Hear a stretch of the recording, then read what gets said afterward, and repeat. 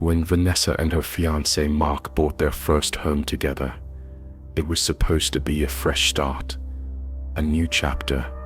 The house wasn't perfect, some creaky floors, a leaky faucet or two, but it had charm, space, and most importantly, it was theirs. Nestled in a quiet cul-de-sac at the edge of town, the house had been vacant for nearly a year before they bought it. The previous owner had passed away, and there had been some minor renovations done before the listing went up. The first few days were normal. Vanessa unpacked boxes, while Mark made trip after trip to the hardware store. They joked about how domestic they were becoming, arguing over curtain colors, and whether to get a toaster oven or a full-blown air fryer. They slept on a mattress on the floor until their bed frame arrived, and ordered pizza every night. But by the fourth night, something shifted. Vanessa woke up around 3 a.m., certain she'd heard something. It wasn't the wind or the pipes. It was heavier, slower, like footsteps. She sat up in bed and listened. The sound didn't come again.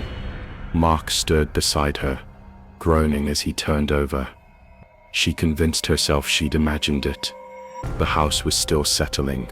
Old wood moaned. That was all it was. The next day, while Mark was at work, she heard it again. She was in the kitchen when it came. A soft, deliberate creak, like weight shifting on old boards. She froze, holding her breath. It was coming from above, from the attic.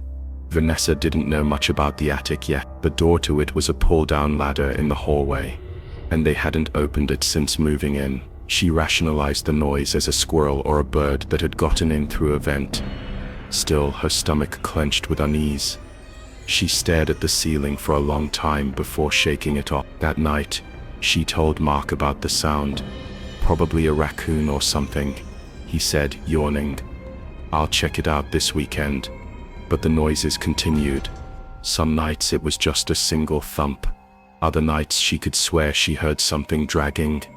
The worst part was the smell. A faint, sour odor began to spread through the hallway outside their bedroom. She tried to mask it with candles and air fresheners, but it lingered. It clung to the walls. By Friday, she couldn't take it anymore. While Mark was at work, Vanessa decided to open the attic. She pulled down the ladder slowly, grimacing at the groan of the hinges. The wooden steps extended downward, and as she climbed, the smell grew stronger, like sweat and mold and something metallic underneath.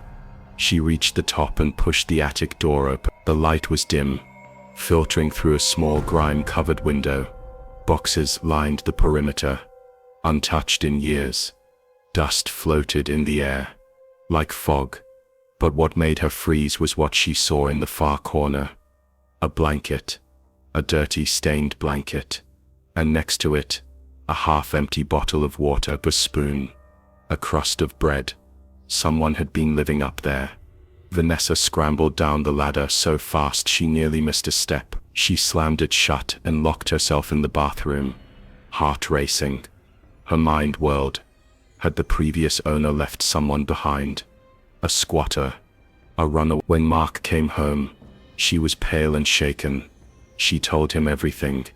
He grabbed a flashlight and a baseball bat and went up himself. He searched every corner, but it was empty. No one's up there, he said.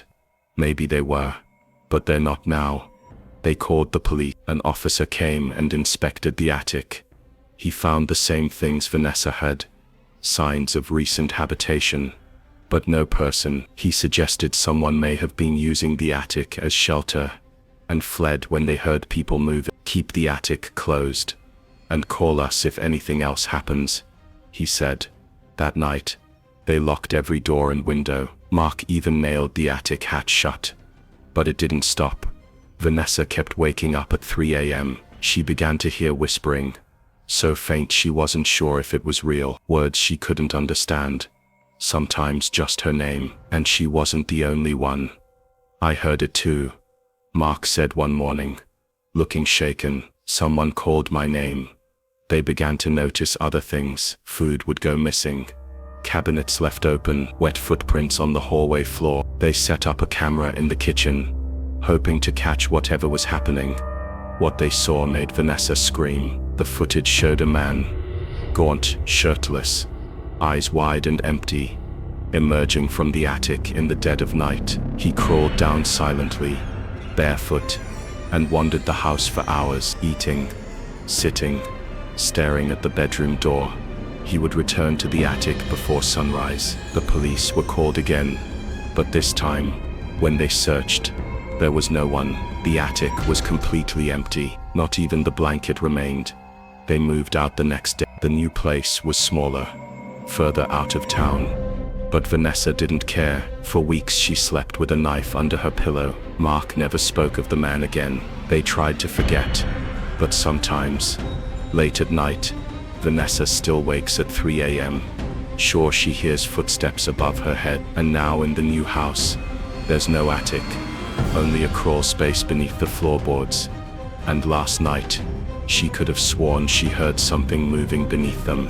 Something breathing. Part 2. Melissa and Darren weren't the kind of couple who rushed into things. They'd been together 7 years before even thinking about buying a house. Their relationship was steady, practical, built on routine and mutual respect. When they finally closed on a charming 2-story home in a quiet wooded suburb, it felt like the reward they'd been working toward. The house wasn't new, but it had character: original wood floors, antique doorknobs, and a beautiful wraparound porch that Melissa immediately claimed for morning coffee. It sat nestled among tall trees, the nearest neighbor nearly half a mile down the road. Secluded, peaceful, perfect. The previous owner, an elderly man named Harold, had passed away the year before. No family claimed the house, so it sat unoccupied until the bank put it up for auction. The place needed a little love: peeling paint, some minor electrical issues, but nothing Darren couldn't handle. He was a fixer by nature. The first few nights were idyllic. They cooked dinner together, laughed at the echo in the empty living room, and made plans for renovations. But soon, Melissa began to notice little things, unsettling things. She heard murmuring at night. At first she thought it was the wind, soft and distant, like a radio playing in another room, but it was too consistent. Always at the same time, around 2:30 a.m., and always just low enough to make her strain to hear. Maybe it's the plumbing, Darren suggested, or the furnace kicking in, but Melissa wasn't convinced. One night, she followed the sound, tiptoeing through the dark house, until she reached the hallway on the second floor. The murmuring stopped the moment she got there. When she placed her hand on the wall, it was warm, like someone had just been standing on the other side. She didn't tell Darren right away. She didn't want to sound paranoid, but then other things began happening. Drawers left open, closet doors she swore she closed, now standing wide. Footsteps creaking through the house in the early morning hours. Things moving from one place to another. Never far, just different. One night, Melissa caught something out of the corner of her eye. A shadow, tall and still, standing at the end of the upstairs hallway. When she turned her head, it was gone. She finally told Darren everything. "Maybe we're both just stressed," he said. "New house, new routines. It's a lot." But his face said something else. He'd seen something too. That weekend, Darren went into the basement to investigate. There were narrow vents and access points along the walls, tiny crawl spaces originally meant for wiring and insulation. Most were too small for a person to fit through.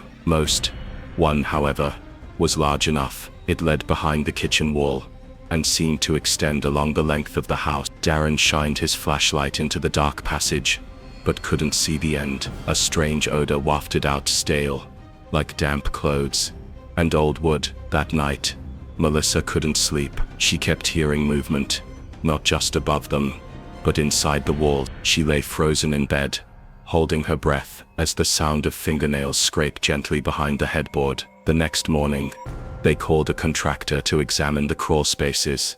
He found something tucked behind a panel near the laundry room. Was an old blanket, a pile of food wrappers, and a Polaroid photo. It showed two people, Melissa and Darren, standing on their porch, smiling. The photo had been taken from the woods.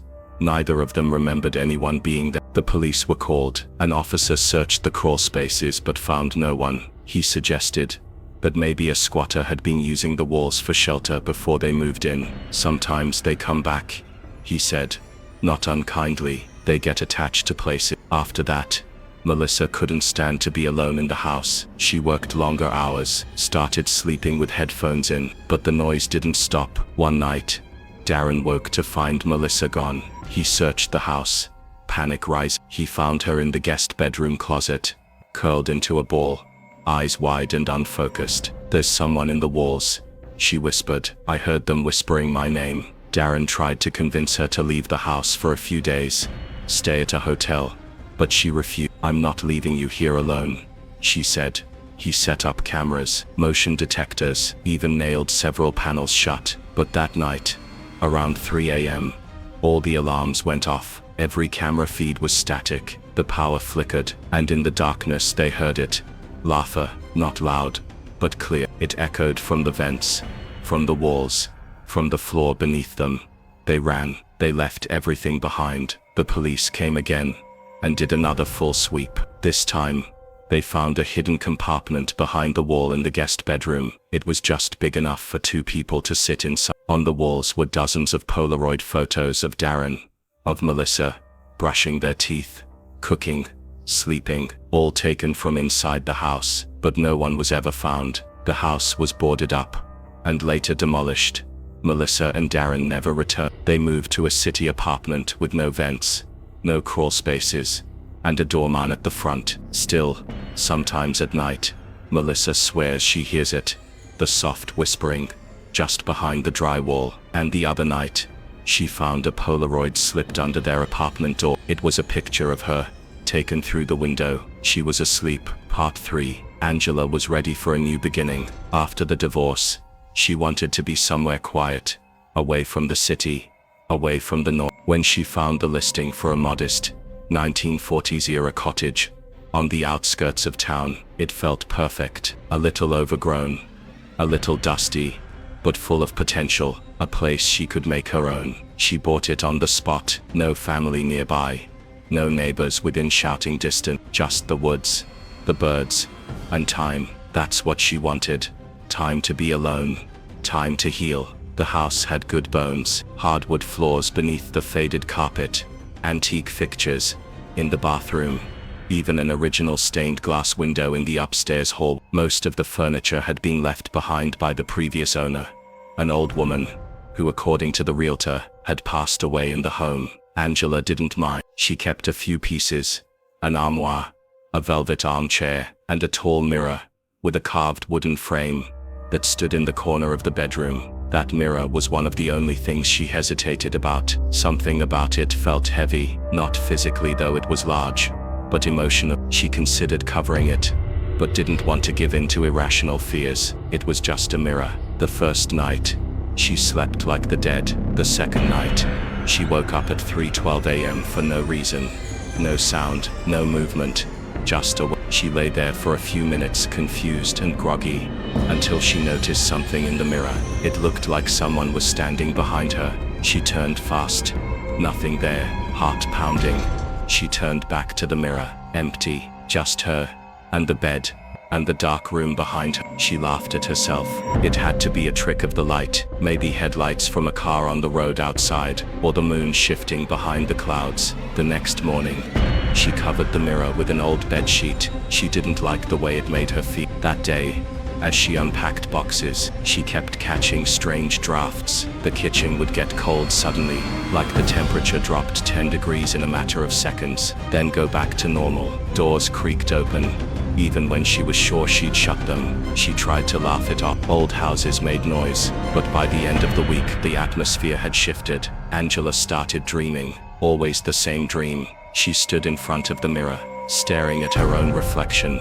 But it wasn't her. The version in the mirror didn't blink, didn't breathe, didn't move. It just stared back, its eyes slightly too wide, its mouth twitching, like it wanted to smile. And every night, the dream version moved a little closer. One night, she woke up to find the sheet had fallen off the mirror. She hadn't touched it. No windows were open, but there it was, fully uncovered, the carved wood seeming darker, almost wet. She decided to move it to the attic. It took everything she had to push and pull it up the stairs. The moment it was sealed in the dark attic space, the house felt quieter, lighter. She could breathe again. 2 nights passed without incident. Then she began to hear knocking. It started at exactly 3:12 a.m. A soft rhythmic tapping, not on the door, not on the window, from inside the walls, sometimes from the ceiling, always in threes. Knock, knock, knock. Angela stopped sleeping. She wandered the house at night, flashlight in hand, every creak making her jump. She even started recording audio at night, on her phone. One morning, while reviewing the recording, she heard something. Between 3:12 and 3:15, a voice whispered softly, "Let me in." She dropped the phone. That same day, she went into town to ask around. At a diner near the post office, she struck up a conversation with the waitress, an older woman named Barb who'd lived in the area her whole life. When Angela told her the address, Barb went quiet. That was Mrs. Elkin's house. She passed away a few years ago, lived there alone for decades, never let anyone inside. Angela asked if there had been any incidents. Barb hesitated, then said, she used to say, there was something in the mirror, upstairs, that it wasn't a reflection, but a door, and that someone was always looking through it. She had it nailed to the wall before she died. Angela left the diner without finishing her coffee. When she got home, the attic door was wide open. She hadn't opened it. The mirror was back in the bedroom, exactly where it had been before. That night, she nailed a sheet over it and placed a chair against it. She didn't sleep. She sat on the bed, eyes on the mirror, waiting. At 3:12 a.m., she blinked, and the sheet was gone. Not fallen, gone. The mirror showed her reflection, but she wasn't moved. She was frozen in place, her reflection staring with those 2 wide eyes, and that awful almost smile. And then slowly, the reflection raised one hand and placed it against the glass. Angela couldn't move. The reflection began tapping. Knock, knock. She screamed and ran from the room. She slept in her car that night, with all the lights on. In the morning, she tried to take the mirror out of the house. She and a neighbor she'd just met loaded it into a truck and drove it to the dump. That night, the mirror was back in the bed. The reflection was smiling now. Angela packed a suitcase and left the house behind. She never went back. She moved to another state, took a job she didn't love just to stay busy. But even now, years later, she doesn't own mirrors, not even in the bathroom. She covers every reflective surface with cloth, and still, every once in a while, she swears she sees her old reflection, just for a second, watching her from the window of a passing car, or in the turned-off screen of her phone. And at exactly 3:12 a.m., she always wakes up. The knocking is softer now, but it never stops, and somewhere, behind a mirror that shouldn't exist anymore, something is still tapping, waiting, smiling. Part 4. After his wife passed, Jason needed to start over for his daughter's sake, and for his own. He found a house in a quiet cul-de-sac, outside of town. It wasn't fancy, but it had a backyard, good schools nearby, and most importantly, it felt like a place where he and Emily could breathe again. Emily was 6, bright, curious, always asking questions. Jason had promised her this new home would be a fresh start, new room, new friends, a garden where they could plant flowers together in the spring. The neighbors were friendly, if a little quiet, retired couples most. The woman across the street, Doris, brought over cookies the day they moved in, and the man next door, Mr. Langley, was the first to say hello. He had the kind of face you'd expect from a small-town librarian. Round glasses, gray sweater, soft voice, polite, a little awkward, always smiling, maybe too much. Jason didn't think much of it. In fact, he was relieved. After everything that had happened, the last thing he wanted was noise or drama. But then Emily started talking about the man in the window. It started a few weeks. Jason was doing dishes when Emily came in and asked, "Daddy, why does Mr. Langley keep waving at me at night?" Jason looked out the kitchen window. Mr. Langley's house was dark, no lights, no movement. "He's probably just being friendly," Jason said, but Emily frowned. "He waves without blinking. He just stares." Jason laughed it off. "He's probably got poor eyesight. Maybe he's just trying to see who's out there." But a few days later, Emily refused to sleep in her room. "He watches me," she whispered. From the Jason's stomach turned. There was a tall oak tree just outside her window. It sat near the property line between their house and Mr. Langley's. That night, Jason checked the window. Nothing outside, just leaves and darkness. He told himself Emily was still adjusting. It was a big move, a lot of change. Kids had vivid imaginations. But then things started going missing. Emily's teddy bear, Jason's keys, a sock, a spoon, not all at once, just little things, here and there. Jason thought he was just misplacing, until he found his missing phone on the front porch, sitting in the exact center of the welcome mat. He was sure he'd left it charging on his nightstand. Then came the drawings. Emily had always liked to draw. But lately, her pictures had changed. No more princesses, or dogs, or dinosaurs, just trees, and a figure standing next to them, a tall man, with no eyes, just a wide black scribbled smile. Jason tried to hide his concern. He asked her who the man was. "He lives in the spaces," she said. "What space?" She pointed to the gaps in the stair railings, the crack under the closet door, the space between the curtains. "He says there's room for more." Jason's blood went cold. That night, he checked every door, every window, every lock. Everything was secure, until he got to the attic. The pull string was hanging down. He hadn't touched the attic since they moved in. He pulled the ladder down and climbed up. The space was empty, dusty, unused, but something was off. In the corner, under the insulation, he found a pile of objects. His missing keys, Emily's teddy bear, the spoon, and at the very bottom, a Polaroid picture, blurry but unmistakable. It showed Jason sleeping, taken from just inside his bedroom door. He dropped the photo and ran back down. He called the police. They came, searched the house, questioned the neighbors, including Mr. Langley. He was calm, as always, smiling. He said he hadn't seen anything suspicious. He hadn't noticed anything strange. That night, Jason nailed the attic shut. The next morning, the nails were on the floor, and his bedroom closet was open. Jason kept Emily home from school that day. He bought security cameras, floodlights, a new lock for the front door. He set up a baby monitor in Emily's room, just in case. That night, around 2:30 a.m., he woke to the sound of static. The monitor was picking something up. Just noise at first, then a voice, low, croaking. "Smile for me." Jason rushed to her room. Emily was sitting up in bed, eyes wide, staring at the closet. The closet door creaked open. There was nothing inside, but when he turned back to the monitor, the screen was no longer static. It was showing the hall, and in the frame, just for a second, was a tall figure, thin and still, smiling. Jason didn't sleep. The next morning, Mr. Langley was standing in his yard, hands clasped in front of him, watching, still smiling. Jason walked over. "Did you see anything last night?" he asked, trying to keep his voice steady. Mr. Langley tilted his head. "I told him to wait, but he doesn't listen to me anymore." Jason stared. Mr. Langley leaned closer. "He likes your daughter." Jason moved out the next day. He didn't wait. He took Emily and left everything behind. They live in a different state now. No more cul-de-sacs, no more neighbors. Top floor apartment, deadbolts on every door. Emily's doing better, but sometimes she still draws the smiling. And last week, Jason found a Polaroid slipped under their door. It showed Emily sleeping.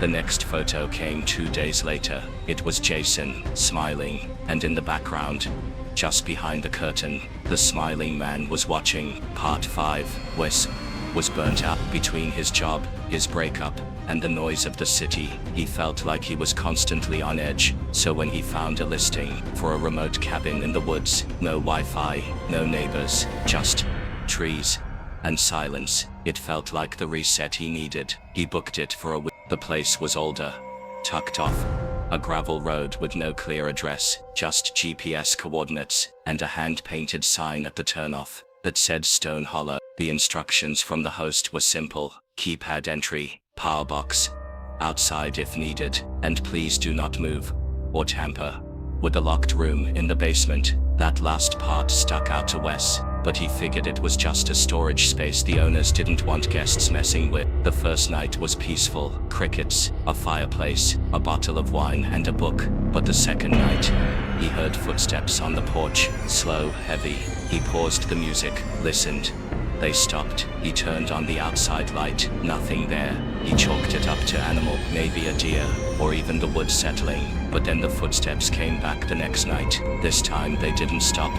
They moved across the porch, then along the side of the house, then right beneath the window next to the bed, where stayed still, heart pound. The next morning, he found a single muddy footprint on the wooden steps, a boot print, not his. He tried calling the host, but there was no service. He even drove 5 miles down the road to find a bar of reception to text them. No response. When he got back to the cabin, the door was wide open. Nothing was missing.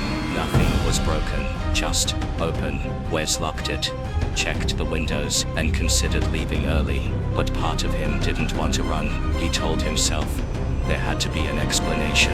That night, around 2, he heard something inside the cabin. It sounded like something dragging across the floor.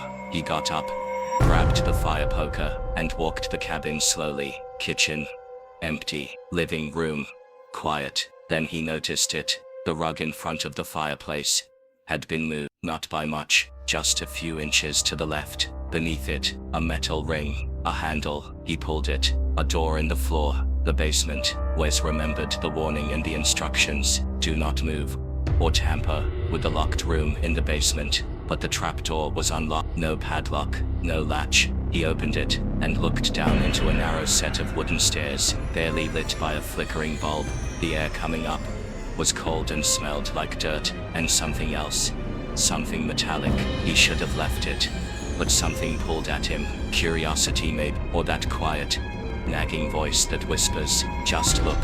He went down. The basement was small, just one main room, cement floor, stone walls, and shelves of old tools and cleaning supplies. But at the far end, partially hidden behind a hanging sheet, was a door, a wooden door, scarred and locked with a rusted chain. Wes stepped closer. The air around the door felt wrong, colder, heavier, like something was pressing against his chest. The chain was wrapped around the handle several times, secured with an old padlock, but someone had scratched words into the wood above it. He watches when you sleep. Wes turned and left. He didn't sleep that night. The next morning, the trapdoor was shut again, locked. He hadn't locked it. His bag had been moved from the couch to the kitchen table, and on top of it was an old Polaroid photo. It showed a man sitting in the exact chair Wes had been using the night before. Not Wes, someone else. The date on the bottom, 3 months ago. He searched the cabin. No one, nothing, just dust and silence. That night, he locked every door, every window. He even blocked the trapdoor with a heavy table. At 1:47 a.m., he woke to a scratching sound coming from the floor, from beneath the trapdoor. He didn't move. The scratching grew louder, then knocking. 3 slow knocks from underneath, then a whisper, "Let me out, he's coming." Wes fled the cabin before sunrise, drove 5 hours to the nearest city and checked into a hotel. When he finally got service, he checked the listing. It was gone. No host profile, no pictures, no reviews, just gone. But a week later, a package arrived at his apartment. No return address. Inside was a single Polaroid. It showed Wes, asleep in the cabin, and behind him, barely visible in the shadows, was a tall figure, too tall, with eyes like glass marbles, and a mouth that stretched too wide to be human, and scratched into the back of the photo, "Your name."